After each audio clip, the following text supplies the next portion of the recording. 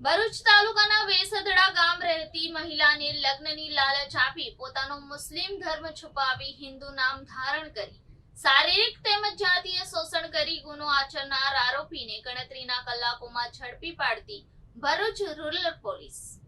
ભરૂચ જિલ્લા પોલીસ અધિક્ષક મયુર ચાવડા દ્વારા જિલ્લામાં ગેરકાયદેસર પ્રવૃત્તિઓ અટકાવવા તેમજ મહિલા વિરુદ્ધ બનતા શારીરિક અને જાતીય શોષણના ગુનાઓ બાબતમાં યોગ્ય કાર્યવાહી કરવા આપેલ સૂચના આધારે નાયબ પોલીસ અધિક્ષક સી.કે. પટેલની જરૂરી માર્ગદર્શન હેઠળ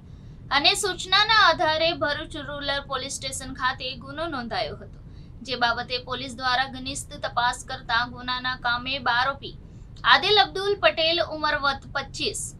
રહે ચાવચનાઓએ શરૂઆતથી જ પોતાનો મુસ્લિમ ધર્મ છુપાવી ઇન્સ્ટા આઈડી ઉપર આર્ય પટેલ હિન્દુ નામ ખોટું ધારણ કહી સાચી હકીકતો છુપાવી અને ખોટી હકીકતો જણાવી ફરિયાદી સાથે છેતરપિંડી આચરી ફરિયાદીનો પીછો કરી તેની મરજી વિરુદ્ધ ફરિયાદી સાથે વારંવાર શારીરિક અડપલા તેમજ શારીરિક શોષણ કરી તેમજ ફરિયાદીને પોતે મરી જવાની ધમકી આપી ₹50,000ની બળજબરીપૂર્વક માંગણી કરી હેરાન પરેશાન કરતા હોય ગુનાની ગંભીરતાને ધ્યાને લઈ પોલીસ ઇન્સ્પેક્ટર પી.ડી. ઝણકાટ દ્વારા આરોપીને તાત્કાલિક પકડી પાડવા માટે કાર્યવાહી હાથ ધરવામાં આવી હતી, જેમાં મળેલ બાતમીના આધારે આ કામના આરોપીઓની માહિતી મેળવી પોલીસ માણસોની એક ટીમ બનાવી આરોપીને શોધી કાઢવા તપાસ હાથ ધરવામાં આવી હતી, જે આધારે આરોપીઓના આદિલ અબ્દુલ પટેલને ચાવચ ગામ તાલુકો જિલ્લો ભરૂચ ખાતેથી ઝડપી પાડી કાયદેસરની કાર્યવાહી હાથ ધરવામાં આવી હતી. એક ચાવજ ગામના આદિલ અબ્દુલ પટેલ નામના 25 વર્ષના મુસ્લિમ યુવકે આજથી 4 વર્ષ પહેલાં એક હિન્દુની ઓળખવાળી આઈડી ઇન્સ્ટાગ્રામ ઉપર બનાવી ઇન્સ્ટાગ્રામની માધ્યમથી એક પોતે હિન્દુ હોવાની ઓળખ આપી એક હિન્દુ યુવતી સાથે ફ્રેન્ડશિપ કેળવી એને 4 વર્ષ સુધી જુદી જુદી જગ્યાએ ફેરવી એની સાથે અડપલા કરી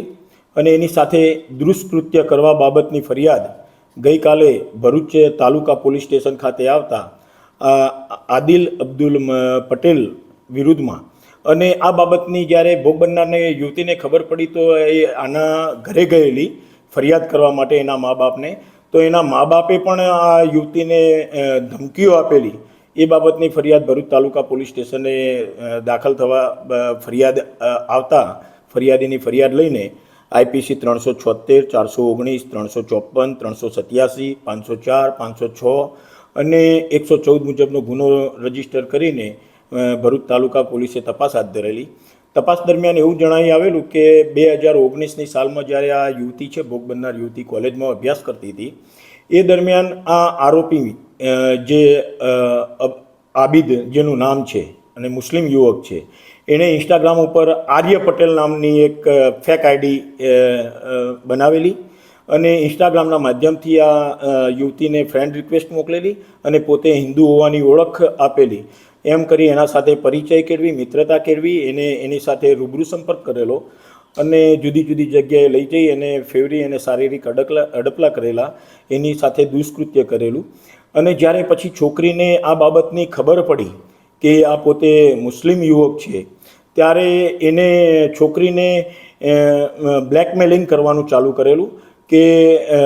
આપણી આ વાત હું સોશિયલ મીડિયા મારફતે જાહેર કરીશ,